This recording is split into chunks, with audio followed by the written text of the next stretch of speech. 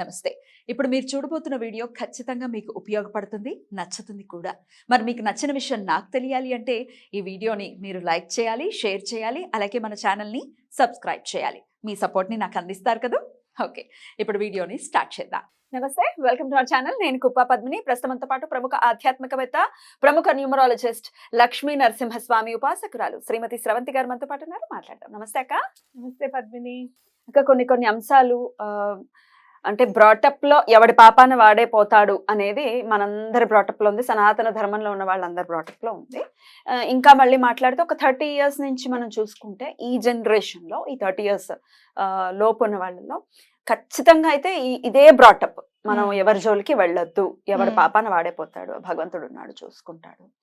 So అది మెల్లగా సాత్వికాన్ని definite గా అలవాటు చేసి ఉన్నారు పెద్దవాళ్ళు. కొన్ని మాటలు రగులుస్తూ ఉంటుంది, బ్లడ్ బాయిలింగ్ అని అంటుంటారు కదా, అట్లా బ్లడ్ బాయిల్ అవుతూ ఉంటుంది. మరి పిరికితనం అలవాటు అయిపోయిందా మనసుకి, లేకపోతే బ్లడ్కి పిరికితనాన్ని నూరిపోసామా అని అనిపిస్తుంది. ఎందుకంటే మన ఆరాధ్యుడు రామచంద్ర ప్రభు, ఆయన గురించి నోటికొచ్చినట్టు కొంచెం కూడా సిగ్గు శరం లేని మాటలు మాట్లాడతారు చూసారా. వాళ్ళని చూస్తే అసలు ఎలా పుట్టారు వీళ్ళు, అసలు ఎందుకు పుట్టారు అని అనిపిస్తుంది. కనీస ఇంగిత జ్ఞానం, కనీసం సెన్స్ లేకుండా మాట్లాడేటటువంటి వాళ్ళు ఉంటారు కదా. అసలు ఎట్లా ఏం చెప్పాలో కూడా తెలియనటువంటి పరిస్థితి. అసలు అట్లాంటి మాటలు వింటుంటే అంటే రామచంద్రమూర్తి గురించి ప్రత్యేకంగా, అంటే ఇప్పుడు ఎలాగో జరిగింది కదా, కొన్ని కోట్ల మంది కల నెరవేరిన సందర్భంలో మరి ఇంకా అసురులు మిగిలే ఉన్నారు, కలియుగంలో ఇంకా ప్రబలుతూ ఉన్నారు అంతకంతకి. మరి వాళ్ళ విషయాన్ని కక్కాలి కాబట్టి రామచంద్రమూర్తి నెపంతో నోటికొచ్చినట్టు మాట్లాడుతూ ఉన్నారు. సోషల్ మీడియా మొత్తం ఇదే పెంట నడుస్తుంది.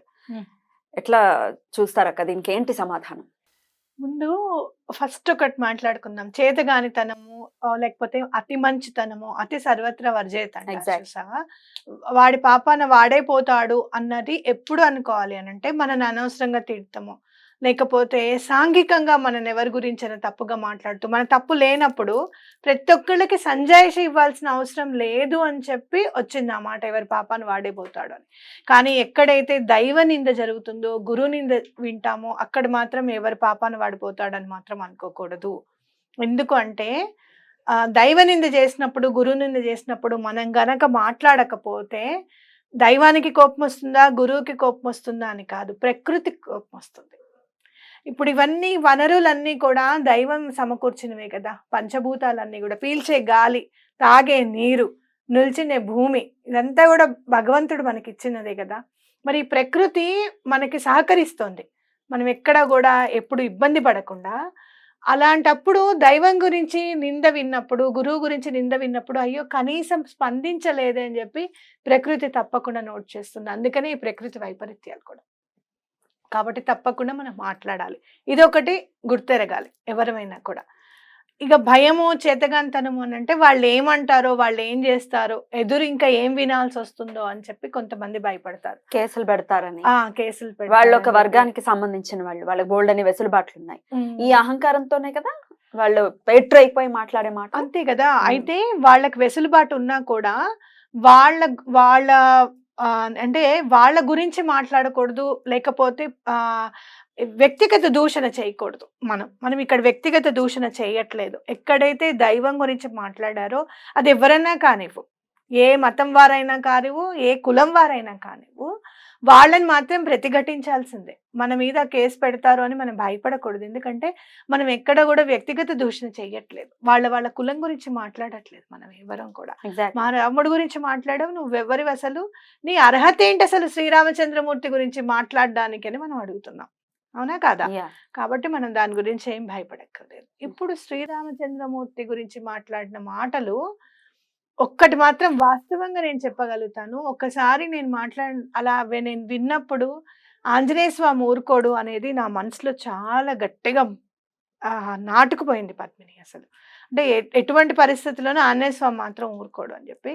తర్వాత కొన్ని రోజులకి నాకు ఎదురున్న మనందరికీ కనబడింది అది, ఆంజనేయ స్వామి ఊరుకోలేదన్న విషయము ప్రస్ఫుటంగా రుజువైంది అనమాట. అయితే ఇక్కడ ప్రతి ఒక్కరం కూడా ఆంజనేయ స్వామి అవతారమే ఎత్తాలి ఇంకా. ఎందుకంటే ఇది విన్నా కొద్దికి వాళ్ళ అవధి దాటి మాట్లాడడం అనేది మనం వింటున్నాం. మనల్ని ఎమోషనల్ గా బాధ పెడుతున్నారు వాళ్ళు, అది కూడా చాలా తప్పు. ఇప్పుడు ఇంట్లో గృహహింస అంటారు. గృహహింస అంటే ఏంటి చెప్పు? కొడుతున్నారో తిడుతున్నారో అని కాదు, మాటలతో చంపినా కూడా అది గృహహింసే.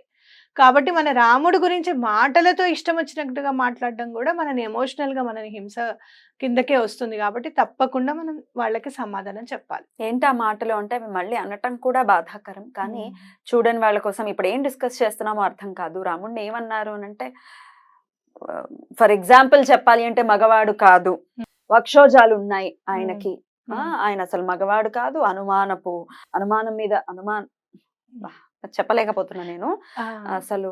సరే, మళ్ళీ మనం ఆ మాట అనడం కూడా రిపీట్ చేయకూడదని. ఎగ్జాక్ట్. ఎవరైనా ఏమన్నా అంటే దాన్ని మనం భగవంతుడి గురించి ఇలా మాట్లాడారు అని చెప్పి మనము కొంచెం హింట్ ఇచ్చావు కాబట్టి చెప్తున్నా. సరే, ఆయన మగవాడు కాదు కాబట్టి శూర్పణఖ దగ్గరికి రానివ్వలేదు అని చెప్పి అన్నారని అనుకుందాము. సరే, ఒక ఆడదే ఉందనుకో, ఫర్ సపోజ్ పెళ్ళైన ఆడదే ఉంది, ఆవిడ్ని ఎవరన్నా మగవాడు కోరుకున్నాడు అనుకో, లేదు నాకు పెళ్ళయింది, నాకు భర్త ఉన్నాడు, నాకు ఇలాంటివన్నీ దూరం పెట్టండి అని చెప్పి చెప్తుంది ఆడది. అన్నంత మాత్రాన ఆడది కాకుండా పోతుందా? నువ్వు ఆడదానివి కాదు కాబట్టి నన్ను దగ్గర రానివ్వట్లేదని అనుకోవాలా? తప్పు కదా. ఆయన ఏకపత్ని వ్రతుడు, ఒక్క వివాహం చేసుకొని ఒక ఆడదానికే నేను సొంతం అవ్వాలి అని అనుకున్నాడు ఆయన. అందుకనే శూర్పణఖ రావటం, ఇప్పుడు భావి వరుస అంటూ ఏవో ఉండాలి కదా. నేను కాదు అని రాముడు అంటే తమ్ముడు దగ్గరికి వెళ్ళు అని అంటే, అన్నగాకపోయినా పర్వాలేదు, తమ్ముడైనా పర్వాలేదు, నా కామం మాత్రం తీర్చేయాలి అనేది శూర్పణఖ థాట్ ప్రాసెస్. నువ్వు దాన్ని సపోర్ట్ చేస్తావా అంటే నీ క్యారెక్టర్ అటువంటిది కదా. అన్నైనా పర్లేదు, తమ్ముడైనా పర్లేదు అంటే, ఇప్పుడు అన్నని ప్రేమించావంటే తమ్ముడు ఏమవుతాడు? మరిది అవుతాడు. మామూలుగా మరిదితో పడుకోవడానికి కూడా సిద్ధం.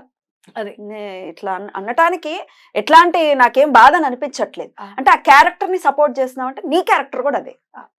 అట్లా గనక శూర్పణఖని వద్దు అన్నాడు ఆయన అంటే, ఆయన రూల్స్ నుంచి బ్రేక్ అవ్వద్దు అనుకున్నారు. ఆయన అలా ఉన్నారు. మీకు చాతనవుతే అలా ఉండండి, అలా ఉండడం చాత కాకపోతే నోరు మూసుకొని పడి ఉండండి. అంతేగాని అలా ఉన్నాడు కాబట్టి ఆయన మొగాడే కాదని అనుకుంటే, అంటే 100 మందిని పెళ్లి చేసుకున్నవాడు మగాడు, మరి పెద్ద మొగాడా? ఇంకా పెద్ద మొగాడు, మామూలు మొగాడు కాదు. అందుకే 10 తలలున్నా చచ్చూరుకున్నాడు. అది కాబట్టి కదా, అలా ఎటువంటి పరిస్థితుల్లోనూ ఆ మాటలు మీకు ఏమన్నా నచ్చకపోతే అసలు భగవంతుడి గురించి మాట్లాడకండి. అంతేకాని మన ఎమోషనల్ ఫీలింగ్స్ తో ఆడుకోవడం మాత్రం చాలా పొరపాటు. ఇది లాంగ్ రన్ లో ఎంత ఇబ్బంది పెడుతుందంటే అంత ఇబ్బంది పెడుతుంది. చేసిన పాపము ఒక్కొక్కసారి నెక్స్ట్ జన్మలో అనుభవించేటప్పుడు అసలు ఏ పాపం చేశానో కూడా తెలియడం లేదండి అని ఇంతమంది ఫోన్లు చేస్తారు నాకు. తెలుసా, మా దగ్గర అంతా అన్నీ ఉన్నాయండి, డబ్బు ఉంది, అన్నీ ఉన్నాయి, కానీ మనశ్శాంతి లేదు. మనశ్శాంతి ఎలా కొనుక్కుంటారు చెప్పు? ఎప్పుడో వస్తే కుదరదక్క, ఇప్పుడు మాత్రం ఖచ్చితంగా నీకు చెప్తున్నాను పద్మిని, ఎలా ఈ పాపాన్ని వదిలించుకోవాలో తెలియనప్పుడు ఆ బాధ ఉంటుంది చూసావా, అది వర్ణనాతీతం. నీకు చెప్పాను కదా మా ఇంట్లో గురించి, నేను నీకు చెప్పాను నాకు ఎన్ని సంవత్సరాలు పట్టింది చెప్పు. మరి ఈ ఫీల్డ్ లో నేను ఆల్మోస్ట్ 7 years నుంచి ఉన్నాను. 7 years టైం పట్టింది నాకు. దానికి రీజన్ ఏంటి? చేసిన పాపం తెలుసు, ప్రాయశ్చిత్తం ఏంటి అని తెలుసుకోవడానికి నాకు 7 సంవత్సరాలు పట్టింది. ఏంటి, ఇంత భగవంతుడి సాధనలో ఉండి, ఇంత ఆయన తెల్లారు లేస్తే అందరి గురువులకి దండం పెట్టుకుంటూ ఉంటే మీరు చేసిన టైం పట్టింది. పూర్వీకులు చేసిన పాపం ఏంటనేది తెలుసు. అది పాపంగా పరిగణింపబడి మనసు తెలుసుకున్న తర్వాత అది పాపం అని తెలిసిన తర్వాత దాన్ని నేను రీజన్ కనుక్కోవడానికి నాకు అంత టైం పట్టింది. 7 years టైం పట్టింది. కాబట్టి అది చాలా కష్టం తెలుసా. అది ఏం చేసామో కూడా తెలియదు. ఇప్పుడు మరి కనీసం నాకు ఏం చేశారో తెలుసా, దానికి ఎలా మనము రీజన్ ఏంటి, ఎట్లా నివృత్తి చేసుకోవాలనే దాని మీద వెతికాం. అసలు రీజనే తెలియనప్పుడు ఏం చేస్తావు చెప్పు నువ్వు? కరెక్ట్ అక్క, మీరు ఒక సోషల్ యాక్టివిస్ట్ గా కూడా వర్క్ చేస్తున్నారు. ఇట్లా మన మనోభావాల మీద తీసేలాగా మాట్లాడితే వీళ్ళకి ఎట్లాంటి శిక్షలు పడేలాగా మనం కోర్టును ఆశ్రయించవచ్చు? మనోభావాలు దెబ్బతీసేలాగా అంటే ఒక్కొక్కసారి ఏమవుతుందో తెలుసా, అది ఎంత అంటే ఒక 7 years వరకు కూడా ఇంప్రిజన్మెంట్ పడే ఛాన్సెస్ ఉంది. మనం ప్రూవ్ చేయగలగాలి, కానీ మనం కోర్టులో కేసు వేయచ్చు. ఎటువంటి పరిస్థితుల్లోనూ ఇలాంటి మాటలు మాట్లాడితే యాక్చువల్గా కోర్టు ఏం పరిగణిస్తుంది అంటే మొదటి తప్పు కిందకి తీసుకుంటుంది. ఒక్కొక్కసారి మాటల వల్ల ఇబ్బంది పెడితే, ఇంకొకసారి ఇలాంటి మాటలు మాట్లాడితే అసలు ఎటువంటి పరిస్థితుల్లోనూ ఊరుకునేది లేదు అని చెప్పి తప్పకుండా తీర్పిచ్చే సందర్భాలు కూడా చాలా ఉంటాయన్నమాట. అలానే కాకుండా ఇంకా ఏమన్నా ఆ తర్వాత కూడా మళ్ళీ మాట్లాడితే గనక ఇంప్రిజన్మెంట్ అయ్యే ఛాన్సెస్ కూడా చాలా ఉన్నాయి. పెద్ద ఎత్తున డిఫమేషన్ పే చేయాల్సిన అవసరం కూడా ఉంటుంది తప్పకుండా. అండ్ మోర్ ఓవర్ అలాంటి పరిస్థితులు వాళ్ళకి రావాలి. నిజంగా చెప్పాలంటే మనం సోషల్ యాక్టివిటిస్ట్ అంటే ఏంటి, మనం కేవలము ఎవరైనా దెబ్బలాడుకుంటున్నారా, ఆ వైఫ్ అండ్ హస్బెండ్ ప్రాబ్లమ్స్ ఉన్నాయా, లేదు అంటే గనక స్కూల్లో పిల్లల్ని ఎట్లా బిహేవ్ చేస్తున్నారు, అక్కడ సరైన సెక్యూరిటీ ఉందా లేదా, ఇవే కూడా కాదు. ఒక మనిషి ఎమోషనల్గా ఇబ్బంది పడకూడదు. అందులో మతానికి సంబంధించింది కానీ కులానికి సంబంధించి కానీ ఎటువంటి మాటలు పడి ఇబ్బంది పడకూడదు. ఒక్కొక్కసారి మాటలు విన్న తర్వాత ఏమనిపిస్తుంది తెలుసా, ఇక్కడ ఆత్మహత్య చేసుకుంటే పోతుందేమో, మన గురించి ఇట్లా మాట్లాడుతున్నారా అన్న బాధ కూడా అంత సీరియస్ అటెంప్ట్కి వెళ్ళే అవకాశం కూడా ఉంటుంది కేవలం మాటల వల్లే. మాటలు తూటాలు కత్తిలాగా పదునైనవి, కలం చాలా పదునైంది ఎందుకంటారు చెప్పు, ఆ కలం పదును ఎక్కడి నుంచి వస్తుంది, మాట నుంచే వస్తుంది. కాబట్టి అలాంటి కేసెస్ తప్పకుండా మనం వేయాలి. డిఫమేషన్ కేసు అయితే తప్పకుండా వేయాలి వీళ్ళ మీద. రైట్ అక్క. ఇంకొక ప్రశ్న, ప్రతిరోజు మనం పూజిస్తాం రామచంద్రమూర్తిని, ప్రతిరోజు ఆయనను పూజించందే, ఆయనను తలుచుకుందే మనకి రోజు అనేది గడవదు. ప్రతిరోజు మనం పూజ గదిలోకి వెళ్ళినప్పుడు ఆయన చూస్తాం. అయితే ఇట్లాంటి మాటలు మాట్లాడినప్పుడు మనం ఏది స్పందించకపోతే ఆయనని కళ్ళల్లోకి కళ్ళు పెట్టి చూసేటటువంటి పరిస్థితి మనకుంటది.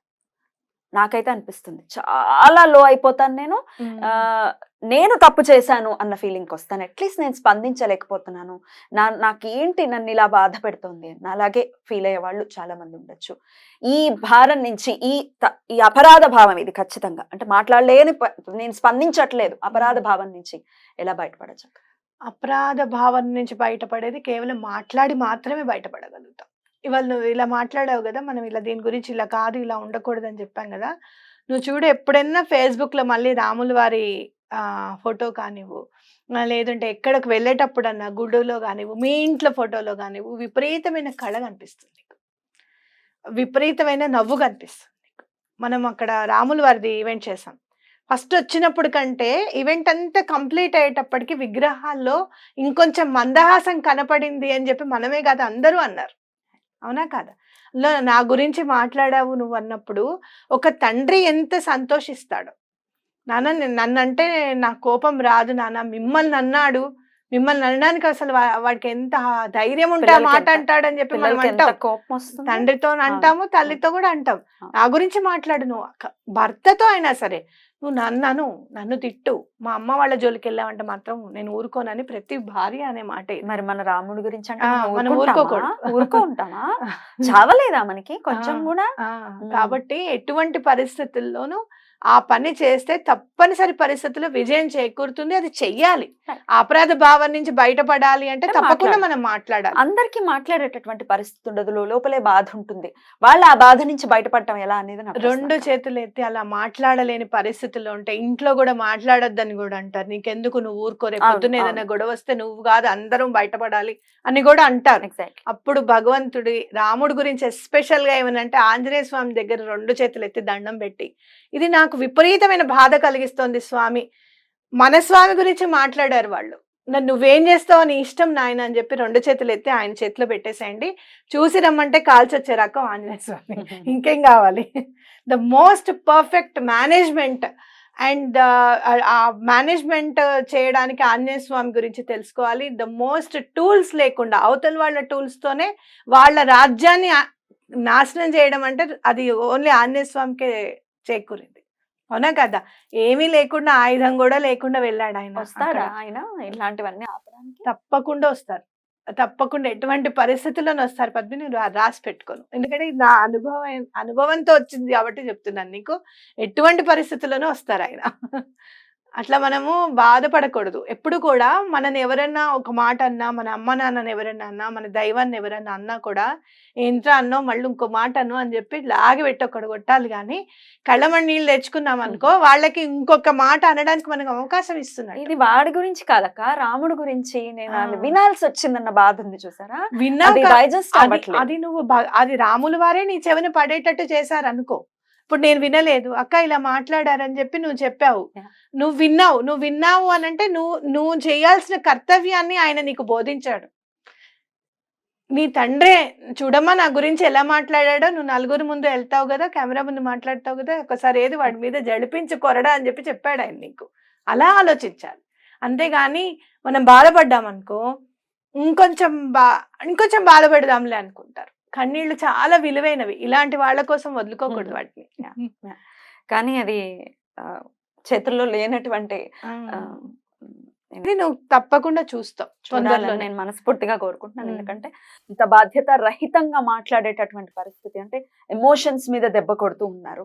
ఆ అది అది ఎవరు చేయకూడదు, ఎవరి ఎమోషన్స్ మీద కొట్టకూడదు. మా జోలికి వస్తే ఊరుకుంటాం అనే పరిస్థితి లేదు, ఉండదు కూడా. ఊరుకోము. మేము ఊరుకున్నా మీరు అన్నట్టుగా ఆంజనేయ స్వామి ఊరుకోడు, ఆయన జోలికి రావద్దు. అదే. థ్యాంక్ యూ సో మచ్ అక్క. నమస్తే. నమస్తే.